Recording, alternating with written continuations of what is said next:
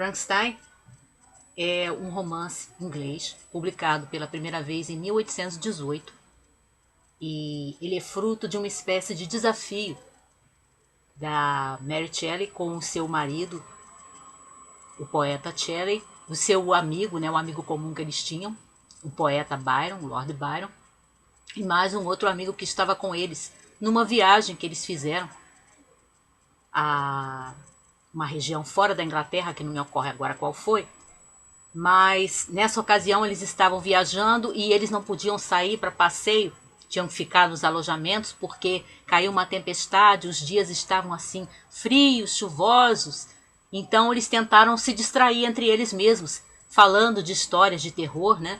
E aí saiu mais ou menos a proposta de cada um deles escrever uma história de terror.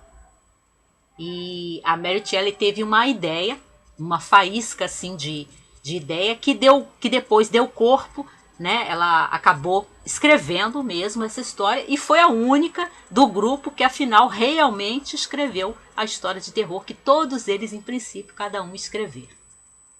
Desse desafio, né? Dessa combinação que eles fizeram entre si nasceu Frankenstein.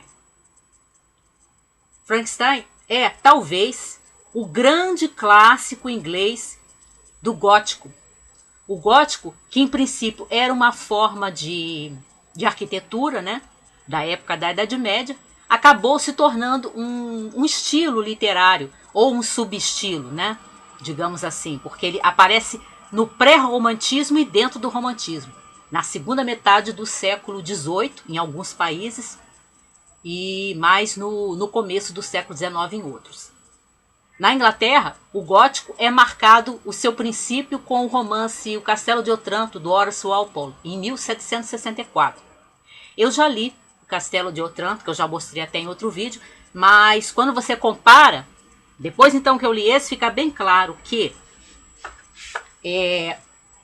esse romance, ele realmente merece o título do grande romance do gótico, porque o Castelo de Otranto ele realmente envelheceu. Alguns trechos em que o leitor deveria ficar com medo, ele acaba rindo.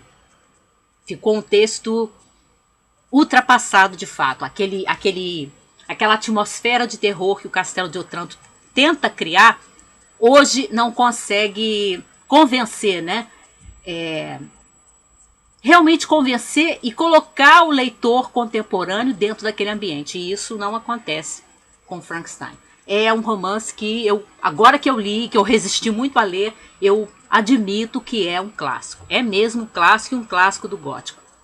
Aqui a gente tem as qualidades do gótico, as características do gótico, que são o aparecimento de tempestades, muito aquela visão da natureza assim, com a chuva, com as tempestades, com a natureza assim raivosa, né, irada. A gente tem também ambientes que sugerem terror, né, que sugerem medo, comportamentos e situações estranhas, criaturas que, se não são fantasmas, elas têm algo de sobrenatural. Enfim, clima de história de terror. Tudo isso caracteriza o gótico enquanto estilo literário, ou um subestilo literário, como eu falei, porque ele caminha junto com o pré-romantismo e com o romantismo, historicamente. E também é um romance dentro do romantismo plenamente, porque você tem muito essa valorização da natureza, que é uma característica dos românticos, do romantismo enquanto estilo de época, enquanto estilo literário, e aquela valorização da emoção, do instinto, né? E aí a gente vê que essa valorização do instinto, da emoção, em reação ao movimento anterior, que é o neoclassicismo, que tinha uma visão mais ordenada, uma visão mais racional, uma visão preocupada em dosar tudo, em harmonizar tudo, e aí o romantismo vem como uma reação a esse excesso de racionalismo, de formalismo dentro da literatura, dentro da poesia, dentro da ficção, dentro do teatro. Nos lembremos do Victor Hugo, que era um romântico. E aí a gente encontra aqui esse romantismo valorizando a emoção, valorizando o instinto, e que vai desembocar não só em Frankenstein, mas em boa parte da literatura do romantismo, como aquela literatura que, por um lado, tem um sentimento religioso muito grande e por outro lado tem uma atração, um fascínio pelo demoníaco, pelas ciências ocultas, por aquelas coisas obscuras, aqueles sentimentos obscuros, aqueles instintos que podem levar o homem ao crime e a atitudes pavorosas. Tudo isso está aqui no Frankenstein. Você tem o gótico, que é mesmo a característica do terror, né, da história de terror como a gente conhece hoje. E você tem esse romantismo de valorização da natureza, de valorização dos instintos mais obscuros e mais potencialmente perigosos e assustadores do homem. Tem duas ideias que atravessam o Frankenstein que eu acho que fazem a grande diferença dele e o tornam um clássico, independente de ser uma história de terror, que também é, mas é mais ainda. Por quê? Uma das ideias, e está até exposta aqui na contracapa, é essa ideia do uso e mau uso da ciência, que aliás vai aparecer também na trilogia cósmica do C.S. Lewis, já no século XX, né? Em 1945, 1946, por aí, sai o terceiro volume da trilogia cósmica do Lewis, Uma Força Medonha, que eu já fiz até o vídeo, que fala muito bem, expõe muito bem dentro da ficção essa questão do uso e do mau uso da ciência. Quais são os limites da ciência? E aí aparece isso aqui, como está até na contracapa.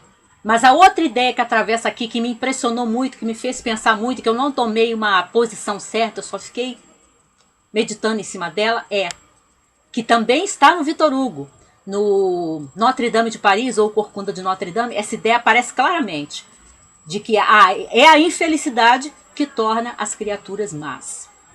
E aí a gente se pergunta se realmente é assim, porque essa é a defesa da criatura. O Frankenstein cria essa criatura, dá vida a esse ser, depois se horroriza, se enoja daquilo que ele fez, foge, ele passa cerca de 2 anos afastado da criatura, né? E quando os dois se reencontram, que aí já houve uma série de outras peripécias, uma série de outros eventos, os diálogos entre os dois, entre o Frankenstein e o ser a que ele deu vida, são sempre aqueles diálogos de confronto, né? De se degladiarem mesmo através das conversas. E aí, nesses diálogos, a criatura sempre coloca, seja diretamente, seja indiretamente, a conclusão que o leitor chega é que ele se tornou mal porque ele é infeliz, porque ele é um ser amaldiçoado, porque ele é um ser desprezado, porque ele não encontra conforto, não encontra afeição em nenhum daqueles que o cerca, porque ele é uma criatura que não existe mais nenhuma como ele, e todos se horrorizam com ele. E aí ele se torna mal. A gente aí, como eu fiquei, né? O leitor pode ficar se perguntando, será que é a infelicidade que faz as pessoas serem más? Então, o contrário deveria ser razão, né? Ser correto também, que as pessoas felizes são sempre boas. Porque essa é a justificativa, aliás, que a criatura dá ao Frankenstein, quando pede a ele que crie uma companheira para ele. Porque aí ele não estará mais sozinho, ele se afastará dos homens, não fará nenhum mal a mais ninguém e vai viver com a sua companheira afastado, né? Vai procurar aquelas regiões ermas nas quais os homens, os seres humanos mesmo, não conseguem viver naquelas regiões, mas que eles vão conseguir porque ele tem uma capacidade física muito mais capaz de resistir, por exemplo, a altas temperaturas de frio do que os seres humanos comuns. E aí ele vai viver com a companheira que o Frankenstein fizer para ele, né? Ele vai viver com a sua companheira e vai viver afastado, não vai ter mais vontade de fazer o mal. Mas será que todas as pessoas felizes que a gente conhece, ou pelo menos que não são tão infelizes, elas são boas?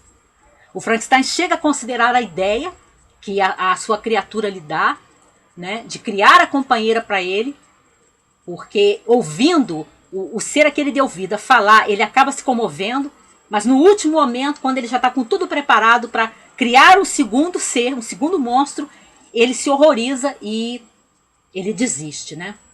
E aí a coisa leva de um crime a outro crime, de um horror a outro horror, de um sofrimento a outro sofrimento, uma dor a outra dor, até as tragédias finais, que é mais de uma. É um romance perturbador porque tem essa ideia e que a gente fica assim, né, pensando a respeito. É a infelicidade que faz as pessoas serem mais? Então a felicidade automaticamente faz as pessoas serem boas, ou pelo menos não sendo tão infelizes, elas serão boas. Não me parece que seja assim, mas o fato é que nenhum de nós, felizmente, está na situação dessa criatura, desse ser ao qual o Frankenstein deu vida. E é interessante que quando você vê na história, a Mary Shelley primeiro conta a história mais do ponto de vista do Frankenstein, que fez aquilo, né? Que brincou de Deus e depois se horrorizou e depois se arrependeu. E teve muito que se arrepender por aquilo que ele fez, né? Por aquela ambição que ele teve de acender a centelha da vida, né? Descobrir como fazer isso e fazer. Mas depois você tem a história do ponto de vista da criatura e aí você fica... eu pelo menos, ora você tomei o lado de um, ora eu tomei do lado de outro. E é um romance que perturba mesmo, que faz a gente pensar, que comove e que leva muita reflexão. Por isso eu diria que é um clássico. É um clássico porque ela tem uma forma que convence, ela usa vários recursos estilisticamente, dos pontos de vista, já aqui nessa obra de 1818, antes de Henry James, antes de Proust, antes de todos esses autores que vão falar muito nessa questão do ponto de vista, né? E essa discussão de ideias que ela usa o romance, especialmente através dos diálogos entre o Frankenstein e a sua criatura, para colocar para nós, como leitores.